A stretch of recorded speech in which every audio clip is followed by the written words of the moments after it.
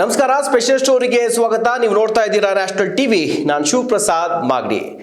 ಸಚಿವ ಸಂತೋಷ್ ಲಾಡ್ ಅವರು ಕಾರ್ಮಿಕ ಇಲಾಖೆಯ ಜವಾಬ್ದಾರಿಯನ್ನ ತೆಗೆದುಕೊಂಡ ಮೇಲೆ ಕಾರ್ಮಿಕ ಇಲಾಖೆಯಲ್ಲಿ ಕಾರ್ಮಿಕರಿಗೆ ಸಿಗಬೇಕಾದಂಥ ಸವಲತ್ತುಗಳಲ್ಲಿ ಒಂದಷ್ಟು ಮಾರ್ಪಾಡುಗಳು, ಹೊಸ ಸೌಲಭ್ಯಗಳ ಜೊತೆಯಲ್ಲಿ ಕಾರ್ಮಿಕ ಇಲಾಖೆಗೆ ಬರಬೇಕಾಗಿರುವಂಥ ಹಣ ಇದೆಯಲ್ಲ, ತೆರಿಗೆ ರೂಪದ ಹಣ, ಅದರ ಸಂಗ್ರಹದಲ್ಲಿ ಆಗ್ತಾ ಇರುವಂಥ ವಿಳಂಬಗಳು, ಇರುವಂತಹ ಲೋಪದೋಷಗಳು, ಇದನ್ನ ಸರಿಪಡಿಸುವಂಥ ನಿಟ್ಟಿನಲ್ಲೂ ಕೂಡ ಮಹತ್ವದ ಹೆಜ್ಜೆಯನ್ನು ಇಟ್ಟಿದ್ದಾರೆ.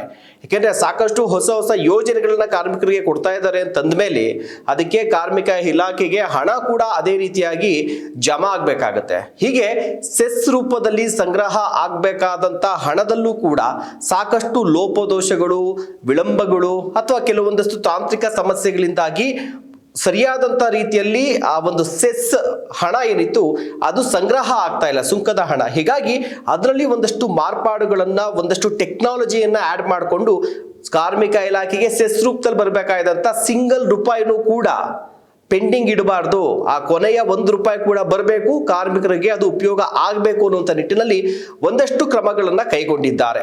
ಅದರಲ್ಲೂ ಕೂಡ ಕಟ್ಟಡ ಮತ್ತು ಇತರೆ ನಿರ್ಮಾಣ ಕಾರ್ಮಿಕರ ಕಲ್ಯಾಣ ಮಂಡಳಿ 2007ರಿಂದ ನೋಂದಾಯಿತ ಫಲಾನುಭವಿಗಳಿಗಾಗಿ ವಿವಿಧ ಕಲ್ಯಾಣ ಮತ್ತು ಸಾಮಾಜಿಕ ಭದ್ರತಾ ಯೋಜನೆಗಳನ್ನ ಜಾರಿಗೆ ತರ್ತಾ ಇದೆ. ಈ ಯೋಜನೆಗಳಿಗಾಗಿ ಕೇಂದ್ರ ಹಾಗೂ ರಾಜ್ಯ ಸರ್ಕಾರಗಳಿಂದ ಪ್ರತ್ಯೇಕ ಅನುದಾನ ಲಭ್ಯ ಇಲ್ಲ.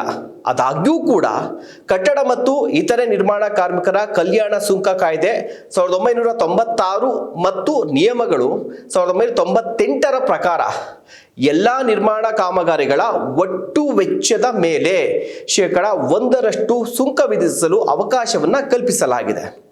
ಈ ಮೂಲಕ ಸಂಗ್ರಹ ಆಗುವಂತಹ ಸುಂಕ ಮಂಡಳಿಯ ಸುಂಕ ನಿಧಿಗೆ ಜಮಾವಣೆಯಾಗುತ್ತದೆ ಮತ್ತು ಇದರ ಆಧಾರದ ಮೇಲೆ ಕಲ್ಯಾಣ ಯೋಜನೆಗಳನ್ನು ಅನುಷ್ಠಾನಗೊಳಿಸಲು ಫಲಾನುಭವಿಗಳಿಗೆ ಸೌಲಭ್ಯಗಳನ್ನು ಒದಗಿಸಲಾಗುತ್ತೆ. ಇನ್ನು ಫಲಾನುಭವಿಗಳಿಗೆ ಉತ್ತಮ ಕಲ್ಯಾಣ ಮತ್ತು ಸಾಮಾಜಿಕ ಭದ್ರತಾ ಸೌಲಭ್ಯಗಳನ್ನು ತಲುಪಿಸಲು ಸುಂಕ ಸಂಗ್ರಹಣೆಯನ್ನು ಹೆಚ್ಚಿಸುವುದು ಅಗತ್ಯ. ಇದಕ್ಕಾಗಿಯೇ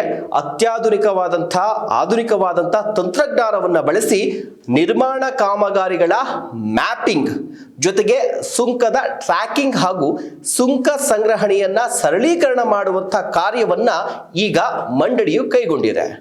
ಈ ಉದ್ದೇಶಕ್ಕೆ ಅಂತಾನೆ ಕಾರ್ಮಿಕ ಸಚಿವರಾದಂಥ ಸಂತೋಷ್ ಲಾಡ್ ಹಿರಿಯ ಅಧಿಕಾರಿಗಳು ಹಾಗೂ ತಜ್ಞರೊಂದಿಗೆ ಹಲವು ಸಭೆಗಳನ್ನು ಈಗ ಆಲ್ರೆಡಿ ನಡೆಸಿ ಸೂಕ್ತ ಸಲಹೆಗಳನ್ನು ನೀಡಿದ್ದಾರೆ.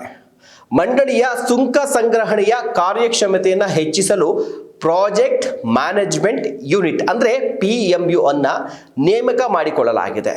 ಈ PMU ಮಂಡಳಿಗೆ 2 ರೀತಿಯಾದಂಥ ತಂತ್ರಾಂಶಗಳನ್ನು ಅಳವಡಿಸೋದಕ್ಕೆ ಶಿಫಾರಸನ್ನು ಕೂಡ ಮಾಡಿದ್ದಾರೆ.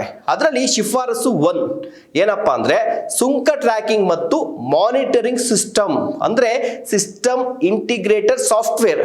ಮುಂದಿನ ದಿನಗಳಲ್ಲಿ ಸುಂಕ ಸಂಗ್ರಹಣೆಯನ್ನು ಹೆಚ್ಚಿಸೋದಕ್ಕೆ ಈ ವ್ಯವಸ್ಥೆಯನ್ನು ಅಳವಡಿಸಿಕೊಳ್ಳಿ ಅಂತ ಹೇಳಿ ಒಂದು ಶಿಫಾರಸನ್ನು ಕೊಟ್ಟಿದ್ದಾರೆ. ಇನ್ನು 2ನೇ ಶಿಫಾರಸು, ಇದು ಬಹಳ ಅತಿ ಮುಖ್ಯವಾದಂಥ ಶಿಫಾರಸು, GIS ಆಧಾರಿತ ಉಪಗ್ರಹ ಮತ್ತು ಡ್ರೋನ್ ತಂತ್ರಜ್ಞಾನ. ಹಿಂದೆ ವಿವಿಧ ಕಾರಣಗಳಿಂದಾಗಿ ಮಂಡಳಿಗೆ ಜಮೆಯಾಗಬೇಕಾಗಿದ್ದಂತಹ ಸುಂಕದ ಮೊತ್ತವನ್ನು ಗುರುತಿಸಿ ವಸೂಲಿ ಮಾಡೋದಕ್ಕೆ ಈ ತಂತ್ರಜ್ಞಾನವನ್ನು ಅಭಿವೃದ್ಧಿಪಡಿಸೋದು, ಅಂದರೆ ಈಗೇನು ಪೆಂಡಿಂಗ್ ಇದೆಯಲ್ಲ ಆ ಸುಂಕವನ್ನು ವಸೂಲು ಮಾಡೋದಕ್ಕೆ ಅಂತೇಳಿ ಈ ತಂತ್ರಜ್ಞಾನವನ್ನು ಬಳಸ್ಕೊಳ್ಳುವಂಥದ್ದು.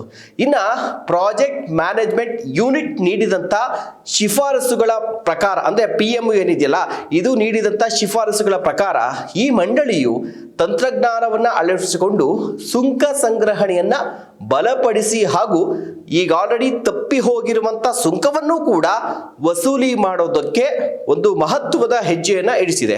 ಸೊ ಈ ಮೂಲಕ ಯಾರೆಲ್ಲ ಈ 1% ಸೆಸ್ನ ಕೊಡದೇ ಇರುವಂಥದ್ದು ಅಥವಾ ಅದನ್ನು ಮಂಡಳಿಗೆ ಸರಿಯಾದಂಥ ರೀತಿಯಲ್ಲಿ ತಲುಪಿಸುವಂಥ ರೀತಿಯಲ್ಲಿ ಒಂದಷ್ಟು ಕಣ್ಣಾಮುಚ್ಚಾಲೆ ಆಡುವಂಥದ್ದು ಅಥವಾ ಈ ಹಿಂದೆ ಬಿಟ್ಟೋಗಿದೆಯಲ್ಲ ಅವ್ರನ್ನೂ ಕೂಡ ಪತ್ತೆ ಹಚ್ಚಿ ಹಳೇದೇನು ಬರಬೇಕು, ಈಗೇನು ಬರಬೇಕು, ಜೊತೆಗೆ ಮುಂದೆ ಬರುವಂಥ ಸುಂಕದಲ್ಲೂ ಕೂಡ ಯಾವುದೇ ರೀತಿಯ ₹1 ಕೂಡ ಇಲಾಖೆಯಿಂದ ಕಣ್ ತಪ್ಪಿ ಹೋಗಬಾರ್ದು, ಆ ರೀತಿಯಾದಂಥ ವ್ಯವಸ್ಥೆಯನ್ನು ಮಾಡೋದಕ್ಕೆ ಈಗ ಆಲ್ರೆಡಿ ಎಲ್ಲ ಸಿದ್ಧತೆಗಳನ್ನು ಮಾಡಿಕೊಂಡು ಈಗ ಆಲ್ರೆಡಿ ಅಧಿಕಾರಿಗಳು ಕೂಡ ಸಚಿವರ ಕಾರ್ಯಸೂಚನೆ ಮೇರೆಗೆ ಈಗ ಆಲ್ರೆಡಿ ಅವರು ಕೂಡ ಅಲರ್ಟ್ ಆಗಿ ಇದಕ್ಕೇನೆಲ್ಲ ವ್ಯವಸ್ಥೆಗಳನ್ನ ಬೇಕೋ ಎಲ್ಲ ವ್ಯವಸ್ಥೆಗಳನ್ನ ಮಾಡ್ಕೊಂಡಿದ್ದಾರೆ. ಸೊ ಇದೆಲ್ಲವೂ ಕೂಡ ಸಂಪೂರ್ಣವಾಗಿ ಸರಿ ಹೋಗಿ ಕೊನೆಯ ₹1 ಕೂಡ ಇಲಾಖೆಗೆ ಬಂತು ಅಂತಂದ್ರೆ ಸಂತೋಷ್ ಲಾಡ್ ಅವರು ಈಗ ಆಲ್ರೆಡಿ ಸಾಕಷ್ಟು ಯೋಜನೆಗಳನ್ನ ಜಾರಿಗೆ ತಂದಿದ್ದಾರೆ, ತರುವಂತ ನಿಟ್ಟಿನಲ್ಲೂ ಕೂಡ ಕಾರ್ಯಪ್ರವೃತ್ತರಾಗಿದ್ದಾರೆ.